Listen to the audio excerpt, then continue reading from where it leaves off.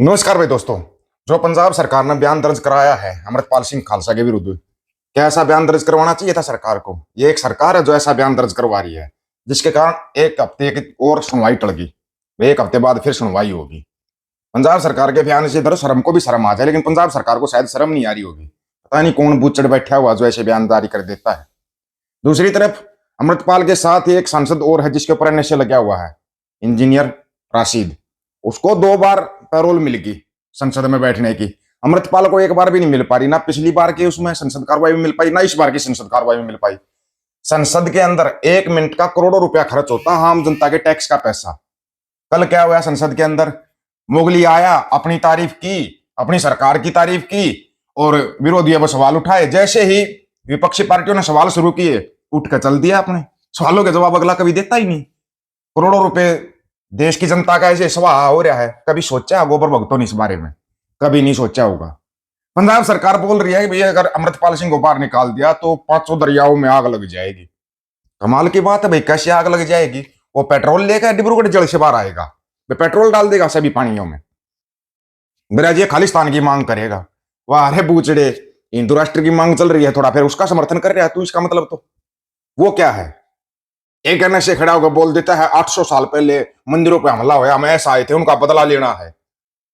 क्या बूचड़ के मुंह से एक बार भी निकला भाई 84 में दरबार साहिब पर अटैक हुआ था, हम भी बदला लेंगे? क्या हरियाणा के किसी नेता के मुंह से निकला भाई 10 साल पहले जाटों के ऊपर हमला हुआ था, हमारे कोई बदला लेना चाहिए? किसी भी नेता के मुंह से निकला हो तो बताओ। निकलेगा कैसे? जमीर जिंदा होगा तभी तो बोल पाएंगे। जमीर जिंदा ही नहीं है इनका। तुम्हारे से तो अच्छे वो मुसलमान है जो सिखों के बारे में इतना खुलकर बोल देते हैं। पहले हमारी कम्युनिटी एक है, लेकिन जो ताकत सिखों के अंदर है वो हमारे अंदर नहीं है। जो फैसला लेने की बुद्धि सिखों के अंदर है वो हमारे अंदर नहीं है। वह साबत सूरत सिख दिख जाए इनको, उसी से दिखते शुरू हो जाती हैं। पूरा वीडियो को ध्यान से सुनना, और पहले एक बार ना इनके शब्द सुन लो, आपको तब समझ में आएगा कि कौन है सिख। सिख दलेर हुंदे ने, ये सच्ची गल नहीं है? नहीं बस बहुत ही सच्ची है, ये बहुत ही सच्ची है। जे मैं ईमानदारी ਨਾਲ ਕਹਿਣ ਡਿਆ ਕਿ ਹੁਣ ਅਸੀਂ ਤੇ ਸਿੱਖ ਇੱਕੋ ਕੌਮ ਹੈ ਨਾ। ਸਾਡੇ ਨਾਲ ਮੈਂ ਹੁਣ ਜੱਟ ਇੱਕੋ ਨਸਲ, ਮੇਰਾ ਸਾਰੀ ਕੌਮ ਉਧਰ ਬੈਠੀ ਸੋਤਾ, ਜਾਂ ਸਾਡੇ ਇੱਥੇ ਸਿੰਧ ਚ ਬੇਸ਼ੁਮਾਰ ਰਿਹਾ ਰਾਜਨਪੁਰ ਬਹੁਤ ਜ਼ਿਆਦਾ ਸੋਤਾ ਹੈ ਰਾਜਨਪੁਰ। लेकिन मैं इक्को नस्ल होके इक्को डीएनए होके मेरे तो दलेर ने। क्या बात है? दलेर इन द सेंस, दलेर नहीं कि लड़ लुड़ के, दलेर के जो ਤੁਹਾਡੇ ਬੁਰਾ ਵਕਤ ਹੈ ਉਹਨਾਂ ਛੱਡ ਕੇ ਨਹੀਂ ਜਾਣਾ। ਤੁਹਾਨੂੰ ਤੁਹਾਡੀ ਮੈਨੂੰ ਮੈਂ ਤਕਲੀਫ ਚ ਆਉਣਾ, ਉਹਨਾਂ ਮੈਨੂੰ ਹਰ ਹਾਲ ਨਿਭਾਉਣੀ ਹੈ, ਮੇਰੀ ਖਿਦਮਤ ਕਰਨੀ ਹੈ, ਔਰ ਆਪਣਾ ਨੁਕਸਾਨ ਕਰ ਲੈਣਾ ਲੜਾਈ ਚ ਵੀ। अच्छा लड़ाई ਚ ਵੀ ਡਾਡੇ ਆ। क्या जाने सिख दलेर ਹੁੰਦੇ। बताओ तो इनकी बराबरी तुम कैसे कर लोगे? हमारे तो ये चीज समझ में नहीं आती। इस ठीक है, अब इनकी बराबरी कर लोगे? हाँ जी, मान साहब आपने बयान दिया कि ਕਹਿੰਦਾ ਹਾਂਜੀ ਹਾਂਜੀ, ਉਹਦਾ ਕੀ ਮਤਲਬ ਹੈ? ਮੈਂ ਕਿਹਾ ਜੀ ਜੋ ਸਿੱਖਾਂ ਦਾ ਇਸ਼ੂ ਹੈ ਨਾ, ਉਹ ਕਿਸੇ ਨੇ ਸੁਣਿਆ ਹੀ ਨਹੀਂ। ਸਾਡਾ ਇਸ਼ੂ ਹੀ ਪਾਰਟੀਸ਼ਨ ਤੋਂ ਪਹਿਲਾਂ ਸ਼ੁਰੂ ਹੁੰਦਾ।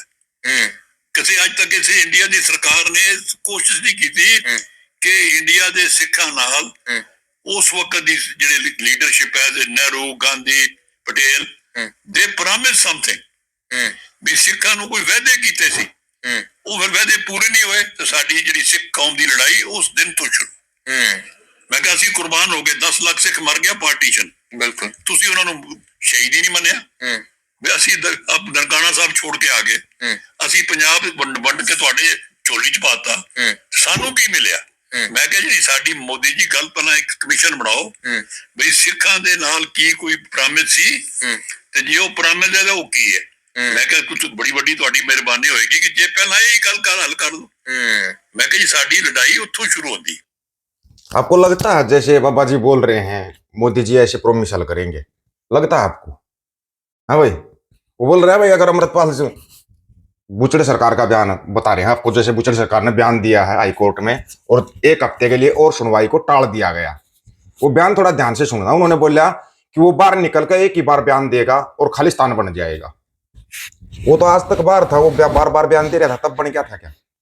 अब सरकार को इतना डर क्यों है कि भाई वो आकर एक बार बस बयान देगा और युवा खड़े हो जाएंगे और पंजाब खालिस्तान बन जाएगा?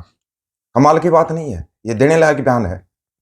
एक सूबा मतलब अलग से एक देश बन जाएगा, ऐसा बयान। सिर्फ और सिर्फ ये कि वो बाहर ना आ पाए, कल आपने देखा होगा लाखों की संख्या में संगत इकट्ठा हो रही थी अमृतपाल सिंह के लिए। वहां पर सभी थे जो उनके चाहने वाले थे। वो लोग कौन थे फिर? खडूर साहब की जनता क्या जनता नहीं है जिन्होंने चुना अमृतपाल सिंह को? क्या उनको नहीं है मौका मिलना चाहिए अपने एमपी को अपने बीच में रखे? 3 साल का समय निकाल दिया, जैसे ही समय बाहर निकलने का आता है कोई ना कोई उठपटांग बयान दे देती है सरकार और कोई ना कोई उठपटांग आरोप लगा देती है। ऐसा कब तक चलेगा? ये तब तक चलेगा जब तक हम लोग गूंगे बनकर बैठे रहेंगे, जब तक हम लोग सवाल नहीं उठाएंगे। एक बलात्कारी को बार बार पैरोल मिल जाती है, हत्यारे को बार बार पैरोल मिल जाती है। एनएसए तो इंजीनियर राशिद पे भी लगा हुआ है, उसको 2 बार पैरोल मिल गई, 2 बार संसद में बोलने का मौका मिल गया। तो अमृतपाल सिंह को मौका क्यों नहीं मिल रहा? कभी सोचा आपने? फिर बोलते हैं आजाद देश के नागरिक गुलाम, आवाज उठा नहीं सकते, कोई उठा रहा आवाज तो उसकी टांग खिंचाई शुरू कर दो। चुना हुआ नुमाइंदा है, एक एमपी है, मेंबर ऑफ पार्लियामेंट है, उसको मौका मिलना चाहिए। ये तो फिर खडूर लाखों लोगों की भावनाओं के साथ खिलवाड़ है। ये है असली खिलवाड़ जो हो रहा है तुम्हारे साथ। तुम्हारे को बार बार दिखाया जा रहा है कि तुम गुलाम थे, गुलाम हो और गुलाम ही रहोगे। ये तुम्हारे को गुलामी का संकेत दिया जा रहा है। बंदी सिंह के लिए कोई एक शब्द बोल दे बस वहीं पर मिर्चियां लगनी शुरू हो जाती है। बीटू टीटू सीटू, कोई तड़ी पार कोई छड़ी पार बयान दे देते हैं। नहीं नहीं नहीं आने देंगे पार, उनको जिंदगी भर पार नहीं आने देंगे। क्यों?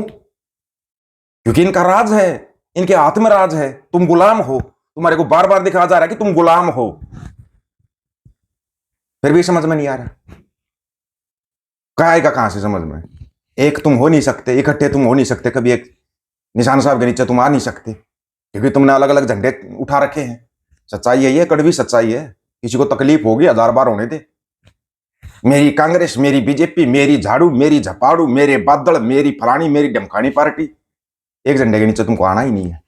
सच्चाई है, जब तक आओगे नहीं तब तक बात बनेगी नहीं तुम्हारी। फिर लगे रहो, कभी किसान आंदोलन के नाम पर लट खाया हो, कभी छात्र आंदोलन के नाम पर लट खाया हो, कभी गरीबी हटाने के नाम पर लट खाओ, कभी किसी नाम पर लट खाओ, लट खाते रहो बस।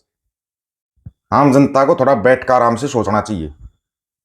जैसे ही कोई बात होती सरकार फंसती है। सरकार अभी फंसी हुई है क्योंकि चाइना का डेलीगेशन बीजेपी के ऑफिस में बैठा हुआ है और चाइना की विदेश मंत्री बोल रही है बिलाओ घाटी तो हमारी है, इंडिया की नहीं है, हमारी है।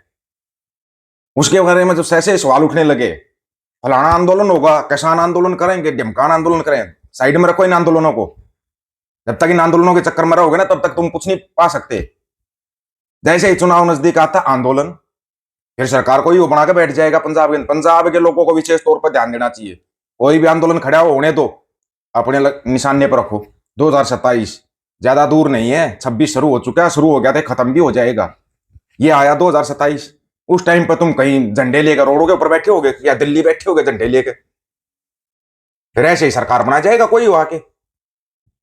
सोचना थोड़ा इसके बारे में, ये बहुत गहराई की बात है। कहीं तुम ऐसे ले रहे हो, ये आंदोलन ऐसे नहीं उठ रहा है फरवरी में किसान आंदोलन करेंगे, उठा देंगे फिर पंजाब को साथ में। पंजाब के जो सही लोग, लड़ने वाले लोग हैं, वो जाकर बॉर्डर पर बैठ जाएंगे, पीछे सरकार कोई भी बना जाएगा। ऐसा ही नहीं हुआ था क्या? झाड़ू कैसे बन गई थी? ऐसे ही बन गई थी, ऐसे ही फूल बन के खड़ा हो जाएगा पंजाब के अंदर। देख लेना, तुम करते रहना आंदोलन, लगे रहो तुम, बस लेंगे इंसाफ, मिल गया इंसाफ। वो 3 कानून जो रद्द कराए थे वो तो अब दोबारा आगे, कहां से रोकोगे? आप लोगों की क्या राय है इसके बारे में? मेरा रखना आपकी राय का इंतजार रहेगा। सभी साथियों को राम राम, नमस्कार, आदाब, सत श्री अकाल। वीडियो को ज्यादा से ज्यादा शेयर, चैनल को सब्सक्राइब, बेल आइकन को जरूर दबाना दोस्तों। ऑफिशियल दीपक फौजी यूट्यूब चैनल, बात आकर सच की करेंगे, हक सच की बात हम करेंगे। वीडियो को शेयर करने की जिम्मेवारी आप लोगों की है। गज के आखो, वाहेगुरु जी का खालसा, वाहेगुरु जी की फतेह।